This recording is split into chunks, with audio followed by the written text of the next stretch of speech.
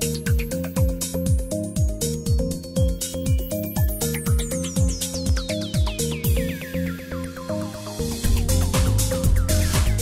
han sido muy pacientes hasta ahora. Vamos a abrir ahora para una ronda de preguntas. El mecanismo que vamos a usar, a ver. Sí.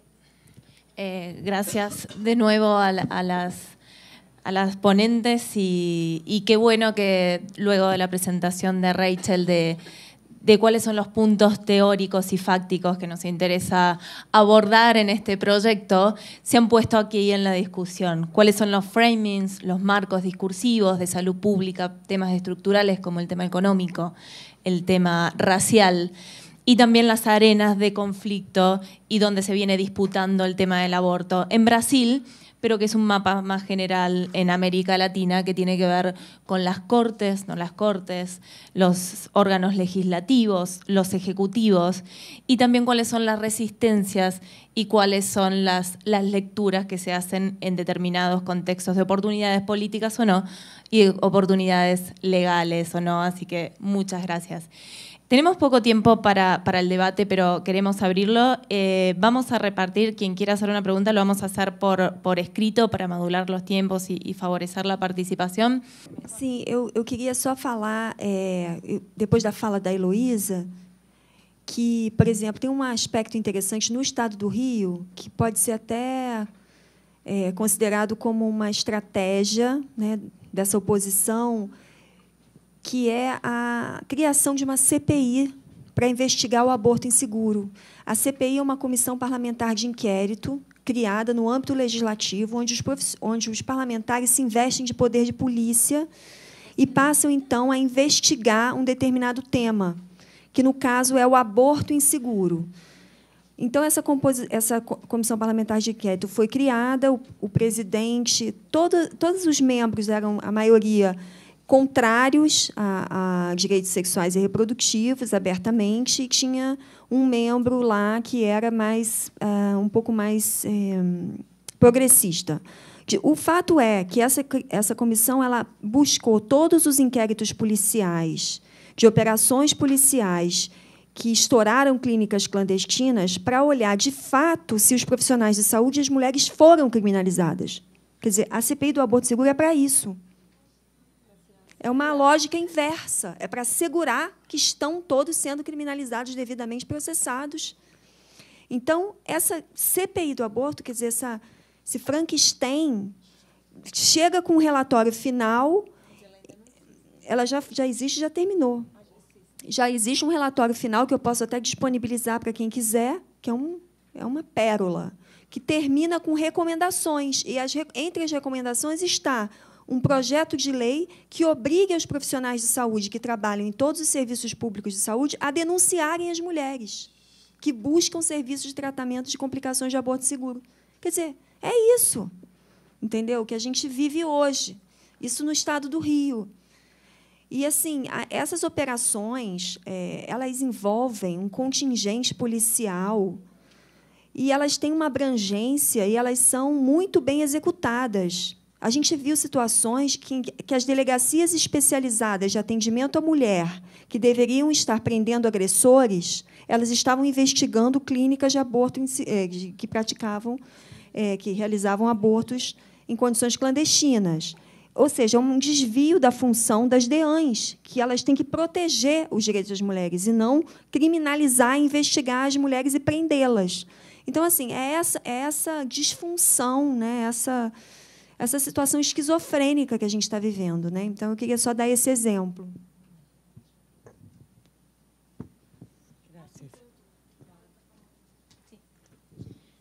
Só para complementar um ponto, eu participei da audiência pública do Senado da sugestão legislativa que foi mencionada pela Beatriz Galli de descriminalização do aborto via legislativo. Estavam presentes nesta audiência pública de parlamentares o senador Magno Malta, que é um senador manifestamente contrário ao aborto, o deputado Marcos Feliciano, que, pela reação do público, vocês já imaginam o lado, né? O Bolsonaro não foi, mas foi o Bussami e o Flavinho, né? Que são outras duas figuras também bastante controversas do ambiente político brasileiro, né? E eu soube ali no Senado de que a senadora, hoje candidata a prefeita de São Paulo, Marta Suplicy, abdicou da relatoria desta proposta legislativa em favor de Magno Malta, né? Pois é. Tá? Então, ela é ruim em tantas camadas, né? Que quanto mais informação a gente tem, mais deprimido a gente fica, né? Então, apesar de existir essa sugestão legislativa que mostra, acho que o engajamento jovem é nisso, a ressonância disso dentro do Congresso Nacional é mínima, né? Obrigada. Vamos a leer algunas de las preguntas que nos están haciendo llegar. Una de las primeras preguntas es ¿cuán grande es la influencia de la religión en el proceso en contra del aborto, en estas disputas en contra del aborto?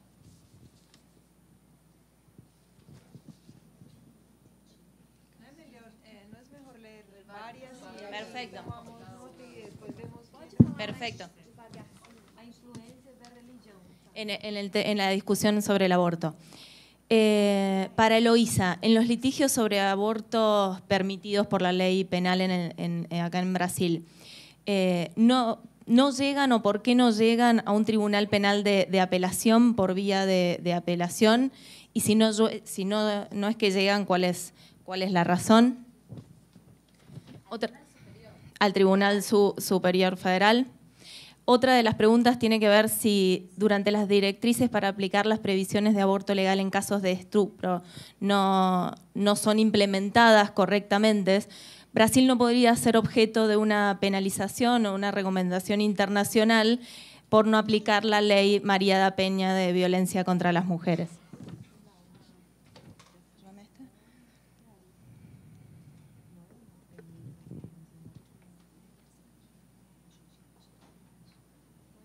No caso de aborto legal, quando tratado pela banca, é de maneira geral, ou seja, abrangendo mulheres que engravidam por mero descuido e, quando se vê na condição da maternidade, decide por não dar continuidade? Acho que é um esclarecimento sobre a amplitude do aborto legal.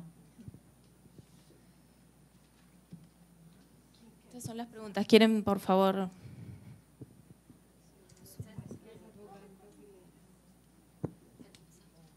Então, eu vou falar muito rapidamente. Papel da religião no debate do aborto. Bom, eu acho que o debate de aborto no Brasil ele é um debate pré-moderno, sociologicamente falando, em era, né? Moderna é pré-moderno, né? Por que ele é pré-moderno? Porque as decisões estatais são fundadas em concepções religiosas, né, do que é certo, do que é errado, do que é autorizado, do que é pecado, e essa é uma concepção pré-moderna de Estado, inclusive, né? E também é um debate que ignora os dados científicos, né? É um debate que, não obstante você falar, olha, se você descriminalizar, menos mulheres vão morrer, menos abortos serão realizados, mais seguro será, você pode chegar até a uma taxa zero, né, de morte materna, independentemente dos dados que estão aí, feitos por cientistas, professores, né, gente, né, aqui, não importa, porque não importa. Então, é um debate pré-moderno, né? Então, a religião tem um papel bastante significativo na discussão de aborto no Brasil. E, inclusive, explícita e formalmente, né? As organizações religiosas se manifestam formalmente nessas ações no Tribunal Constitucional através das suas organizações de cúpula. Aqui, mais especificamente, a Confederação Nacional dos Bispos do Brasil se manifesta nessas ações do Supremo. Tá? Por que estes casos de aborto legal não chegam ao Supremo? Bom, chegam também ao Supremo, tá? Mas nunca o argumento é a autonomia, eu poderia ter realizado, né? Geralmente, o argumento é, para aquelas mulheres que já estão sendo criminalizadas, a defesa técnica através de um habeas corpus. Tá? E por que chega mais facilmente ao STJ? Porque é uma lei federal que regula e, pela nossa organização, você passa por lá, mas depois eu te explico com mais cuidado. Penalização internacional, espero, quem quiser, a gente pode organizar, se a próxima ação da clínica de litigância estratégica levar justamente isso para frente. E sobre a amplitude do aborto legal, bom, ela é compreendida pela nossa legislação apenas para as mulheres que têm risco de vida, né? Então, não é saúde, é risco de vida, para aquela gravidez em decorrência de uma violência sexual. E aqui você tem a violência presumida, não presumida, você tem outras interfaces e também a analogia que se fez para se permitir a interrupção de gravidez de feto anencéfalo na modalidade de sofrimento da mulher. Né? Então, essas são as hipóteses, o que não significa que os serviços de saúde façam, o que não significa que funcione, o que não significa que os tribunais deem, enfim, mas a nossa disputa é essa agora, né? É um aborto legal bastante robusto. Eu só queria complementar a professora Heloísa pelo seguinte: sim, a religião é uma influência gigantesca na discussão sobre direitos no Brasil, porque a gente tem um Estado laico muito frágil, mas ela não é influente na decisão das mulheres pelo aborto. O perfil, a Pesquisa Nacional do Aborto de 2010 mostrou que as mulheres que fazem aborto são também religiosas. Elas têm a mesma distribuição populacional entre mulheres católicas, evangélicas, de outras religiões ou sem religião. Porque a decisão pelo aborto é uma decisão íntima de um momento da vida em que você se questiona sobre uma série de coisas, e a religião não é um fator para dizer que ela não vai fazer.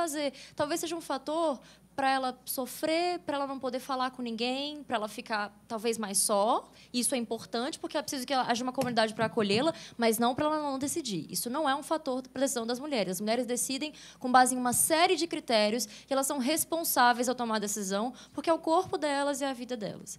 E aí, na pergunta também sobre as hipóteses do aborto legal, eu só queria...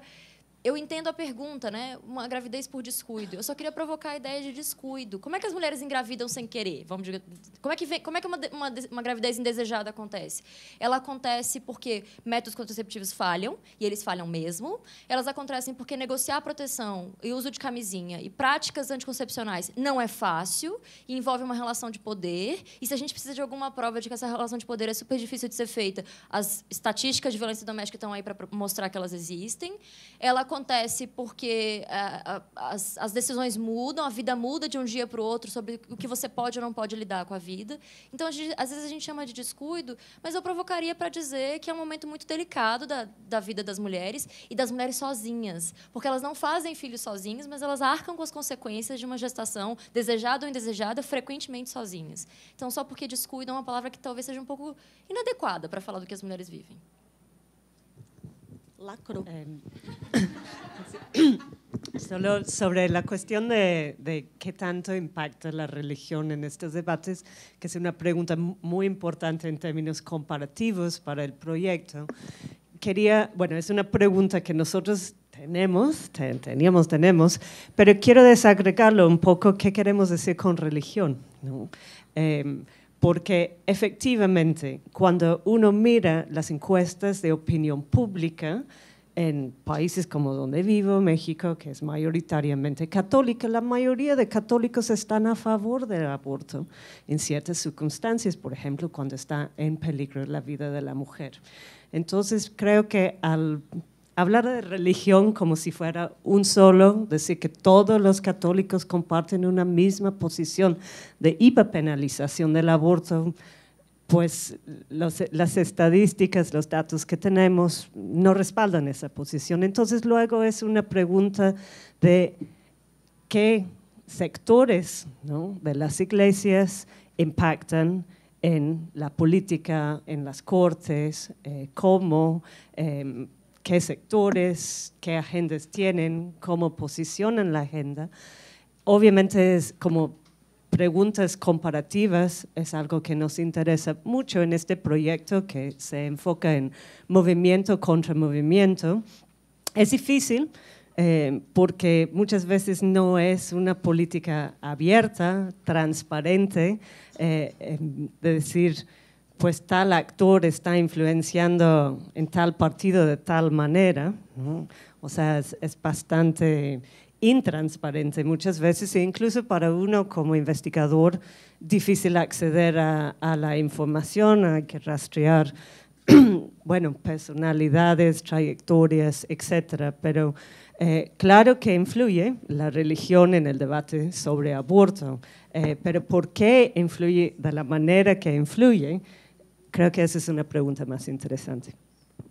Y justamente sobre eso yo quería hacer solo un comentario, y es que además de distinguir si son las mujeres religiosas o no, o quiénes son, digamos, de dónde viene esa influencia, lo que nosotros observamos es que hay un gran peso de la institucionalidad de la Iglesia, especialmente católica, y de las altas jerarquías de la Iglesia. Y señalo esto con un ejemplo muy sencillo. En el tema de objeción de conciencia, por ejemplo, sabemos que existe una directriz dada a través de una encíclica que promueve que los prestadores y las instituciones hagan objeción de conciencia. Entonces, las barreras que nosotros vemos en la práctica muchas veces se pueden conectar fácilmente con directrices que provienen de la institucionalidad y de la alta jerarquía de la Iglesia Católica. Y al mismo tiempo, y un poco profundizando en lo que señala Sinara, pero desde la perspectiva de los prestadores, así como para muchas mujeres que abortan, la religión no es un obstáculo para tomar la decisión, tampoco lo es para los prestadores que deciden prestar servicios en conciencia. Nosotros hemos conducido una investigación entre ginecobstetras en Colombia y hemos encontrado que la influencia de la religión atraviesa todos los grupos, tanto quienes se niegan y quienes obstaculizan los servicios como quienes prestan los servicios. Entonces me parece que esa dimensión también es importante resaltarla. Y por último, claro, tenemos grupos de católicas por el derecho a decidir en la región que promueven otra mirada también desde la religión. Eu queria fazer só comentário rápido sobre essa questão de como, eu acho que a última pergunta sobre o porquê de não ter caso examinado, né, no Supremo Tribunal Federal sobre a questão do aborto, que envolve o tema do aborto hoje, e comparar um pouco com a situação na Argentina, porque a Argentina teve caso importante, sentou precedente, e isso possibilitou a implementação do aborto previsto em lei. E a gente não tem precedente judicial, caso emblemático que tenha sido decidido pelo judiciário brasileiro, que a gente possa, de fato, avançar no acesso das mulheres nos serviços de saúde. Então, eu acho que tem vários fatores que podem explicar isso. Eu acho que existe uma necessidade de uma militância jurídica mais estratégica para se obter esse resultado. Não existe essa cultura por parte dos movimentos sociais do uso do direito realmente para conseguir transformar a realidade. Isso ainda é incipiente. E exemplificar com o caso Mato Grosso do Sul, que foi caso que aconteceu no ano de 2007, que foi uma criminalização massiva de mulheres a partir de estouro de uma clínica clandestina na cidade de Campo Grande. E ali o Ministério Público Estadual começou, junto com a polícia, começaram a chamar as mulheres e oferecer a confissão em troca da suspensão condicional do processo, e assim, na verdade, tinha caráter pedagógico, caráter simbólico, educativo, de que o aborto leva à criminalização e que, por isso, não deve ser realizado. Foi toda uma estratégia montada, deputado da Frente Parlamentar contra o aborto viajou até o Estado antes e articulou com o Ministério Público. Depois a gente viu essa mesma estratégia sendo levada adiante em outro Estado e não teve muito êxito, porque o tiro saiu pela culatra, porque não justifica você ter um Ministério Público de uma cidade só trabalhando em caso de estouro de clínica. Para ter ideia, eram 10 mil prontuários que foram investigados dos últimos 20 anos de funcionamento da clínica. Quer dizer, essa estratégia da criminalização, ela, na verdade, ela é para jogar alarde, mas, ela, de fato, ela não avança, né? Pela impossibilidade mesmo, diante da máquina administrativa do Judiciário, de ser implementada. E esse caso chegou a ser levado pela Defensoria Pública, buscando exatamente uma decisão num órgão superior, mas ele morreu exatamente porque as instâncias judiciais elas se negaram a entrar no mérito, porque, na verdade, tinha questionamento que era a questão do mandato judicial para você apreender os prontuários médicos, que isso violaria o segredo profissional. Então, essa discussão, na verdade, que era central para anular aquele processo, ela não foi tratada. Ela foi evitada ao máximo e só as questões formais foram, então, usadas para o processo não seguir adiante. Então, a gente não conseguiu ter um caso numa instância superior. Muchas gracias. Tenemos tiempo para una ronda más de preguntas, poquito tiempo, pero para responder a todas las preguntas que se han hecho. Hay dos preguntas que vienen por el mismo lado, así que las unifico, que tiene que ver con el derecho del nascituro y cómo se considera dentro de estos debates, dentro de los debates en Brasil y en general, tanto en el campo legal como en el campo médico. Otra de las preguntas que tenemos tiene que ver con el tema de las denuncias que hacen los profesionales de la salud a las mujeres que llegan con abortos en curso, si eso no puede ser encuadrado dentro del derecho penal en la violación al secreto médico profesional. Y la otra de las preguntas tiene que ver con, considerando que el, corregime si me equivoco, PL 5069 de la relatoría fue objeto... Tengo problemas con la letra, el portugués. Trato de hacerlo mejor. Considerando que o PL 5069 de relatoria do Eduardo Cunha foi objeto de denúncia perante a Comissão Interamericana de Direitos Humanos, qual seria a viabilidade dessa denúncia ser aceita e gerar efeitos positivos à proteção dos direitos humanos das mulheres no Brasil? E quais são as principais violações e retrocessos do PL 5069? Sim. Bom, sobre direito do nascituro no Brasil, nós temos uma gradação, né, de proteção jurídica em distintas fases da vida, né? Essa é, sobretudo, a conclusão que o Supremo Tribunal Federal chegou na ação na de 3510. Né? Então, o tribunal não marcou, né, início da vida. O que importa para o tribunal é quando que juridicamente essa vida é protegida, em qual etapa e de que forma. Né? O tribunal decidiu que há uma proteção, né? Então que não se trata de uma etapa sem proteção, que o nascituro não é, né, um ente absolutamente desprotegido, mas não há a proteção, né, do que a gente chama de personalidade do feto. Ainda assim, você tem movimentos que são muito contraditórios no Brasil. Né? Então, eu me lembro de uma discussão que eu tive na Defensoria Pública aqui de São Paulo, onde uma detenta, uma presa, grávida, foi torturada e perdeu o filho numa sessão de tortura. E a Defensoria Pública pediu dano moral para o feto. Né? E o judiciário deu. Né? E aí nós ficamos apavorados, falando, você nunca mais faça isso. Né? Porque você vai abrindo esses espaços. Então, é bastante delicado, mas a posição que se tem hoje no Supremo Tribunal Federal é de que há uma gradação entre estágios da vida. Se não fosse assim, nenhuma hipótese de aborto seria permitida. Né? Então, há essa gradação para embriões no útero, para um feto viável, inviável, você tem esse debate. Né? E aí eu vou citar aqui um trechinho do voto do ministro Carlos Aires Brito, nesta ação que eu mencionei no Supremo Tribunal Federal. Né? Então, ele disse o seguinte: apesar de nenhuma realidade ou forma de vida pré-natal ser uma pessoa física ou natural, ainda assim faz-se portadora de uma dignidade que importa reconhecer e proteger. Eles não dizem exatamente qual, né, em qual extensão, mas não ignora que há um direito. O projeto de lei que tenta fazer passar o Estatuto do Nascituro já coloca um avanço, dizendo que o nascituro tem, enfim, direitos de personalidade, etc. E tal. Tinha outra pergunta? Da denúncia na Comissão Interamericana. Eu não tenho muitas informações sobre esse caso, então, mas eu acho que faz bastante sentido, porque, para o sistema internacional, o Estado brasileiro como um todo, o judiciário e legislativo, não devem proteger os direitos humanos. Porém, como é uma discussão ainda, né, é uma discussão, não é uma legislação já aprovada, talvez isso dificulte a aprovação do caso no sistema. Mas, se eu souber mais, depois eu aviso.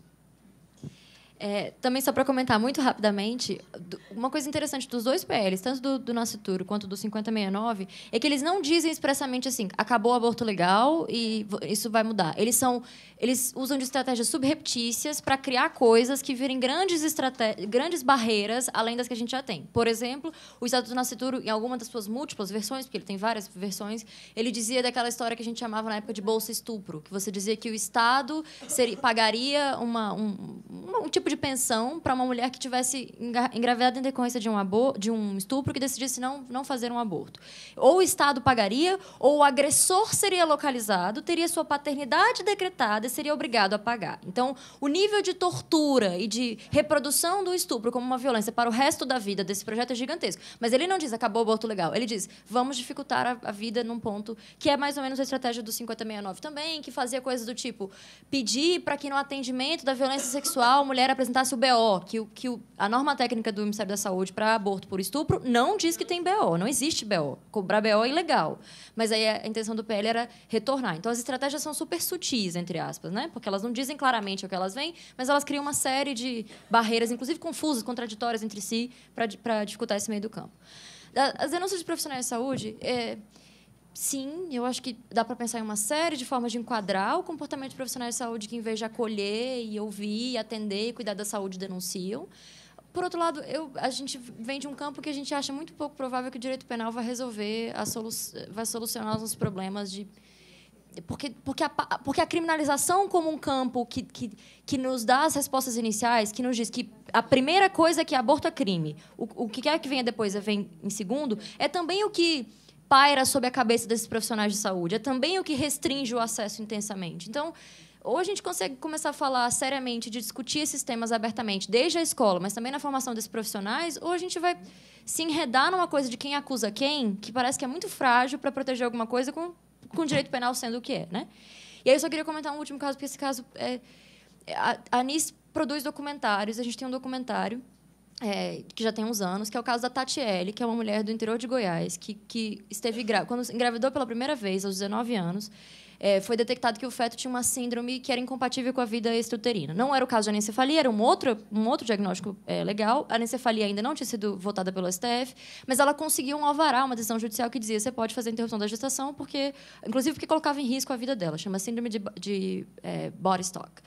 E aí ela iniciou o procedimento de interrupção da gestação, só que um padre de uma associação pró-vida de Anápolis entrou com um pedido de habeas corpus para o feto, que foi deferido. Então, ela tinha iniciado o procedimento de interrupção da gestação e ela foi submetida a um parto excruciante que durou 11 dias, porque eles suspenderam a interrupção da gestação que tinha sido iniciada, e ela teve que viver isso, né? Porque a decisão desse habeas corpus foi deferida. Esse caso hoje está no STJ, na forma de um pedido de indenização por danos morais da Tatiele contra o padre, né?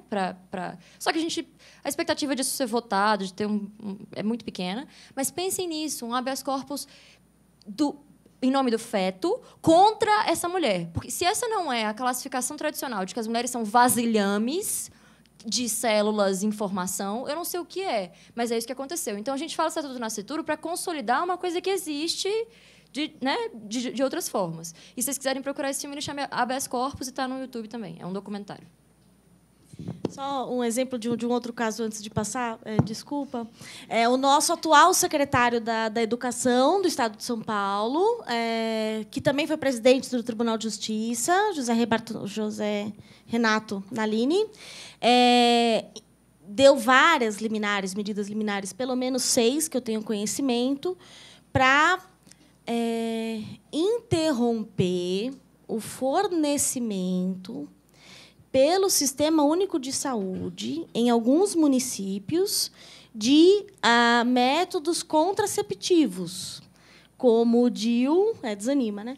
O DIU e a contracepção de emergência. Tá? Então, esse é o cenário dos tribunais, né, brasileiros, mais ou menos, ultimamente. Pues sí, obviamente los derechos de naceritos es un tema grande en toda la región. Les puedo comentar rápidamente del caso mexicano, que ustedes saben fue descriminalizado el aborto hasta la 12ª semana. En el 2007 tuvo impugnaciones, acciones de inconstitucionalidad, Y si uno mira la sentencia de 2009 de la Suprema Corte Mexicana, es una sentencia que es indicativa de una tendencia de algunas de las altas tribunales en la región de balancear, ¿no?, los derechos, y habla de que la vida antes de nacer es un bien jurídico a proteger, pero la vida antes de nacer no tiene personalidad jurídica de persona. No puede ser equivalente a una persona protegida, por ejemplo, por el Código Civil, etcétera, ¿no? Entonces, ese balanceo, ese razonamiento jurídico es una de las partes centrales de lo que estamos estudiando en este proyecto para ver la argumentación jurídica y sus consecuencias. Yo quería muy brevemente levantar un poco el ánimo.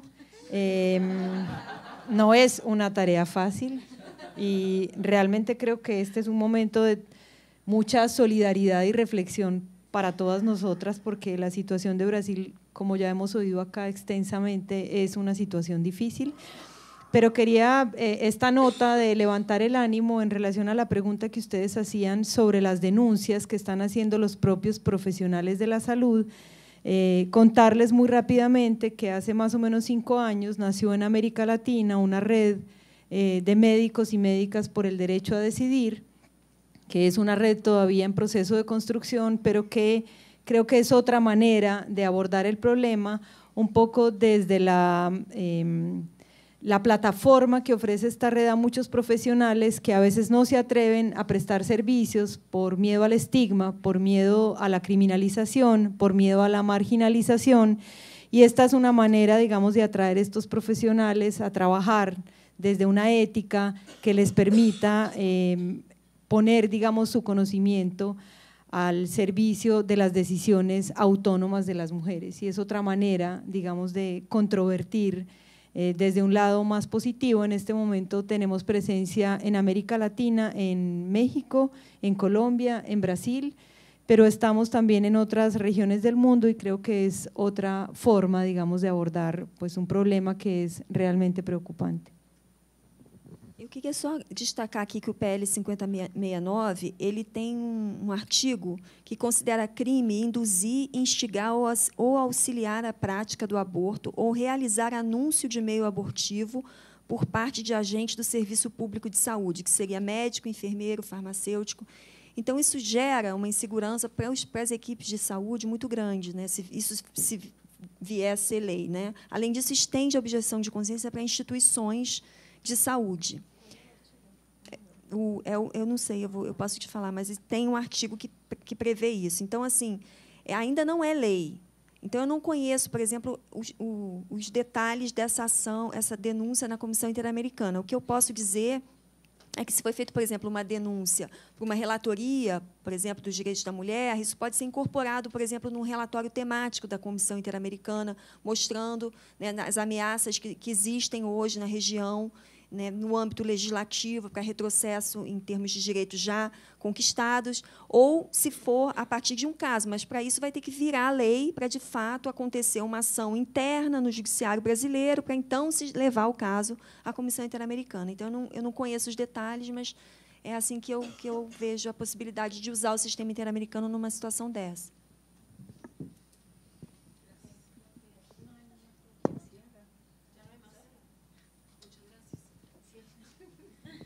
Bueno, nos pasamos un poquito el tiempo, pero valía la pena leer las preguntas y tratar de responder lo mejor posible y más abarcativamente posible las discusiones que abre, que sabemos que es un tema que da para discutir días y hay varios enfoques y puntos para discutir y seguir debatiendo y seguir pensando. Pero bueno, creemos que estos espacios ayudan a eso. Así que muchas gracias a ustedes por la participación y especialmente muchas gracias a nuestras panelistas. Y seguimos nosotras trabajando, pensando y favoreciendo las discusiones a través de este proyecto, pero a través de la riqueza que generan debates como el que tuvimos en el día de hoy. Muchísimas gracias a todas y a todos.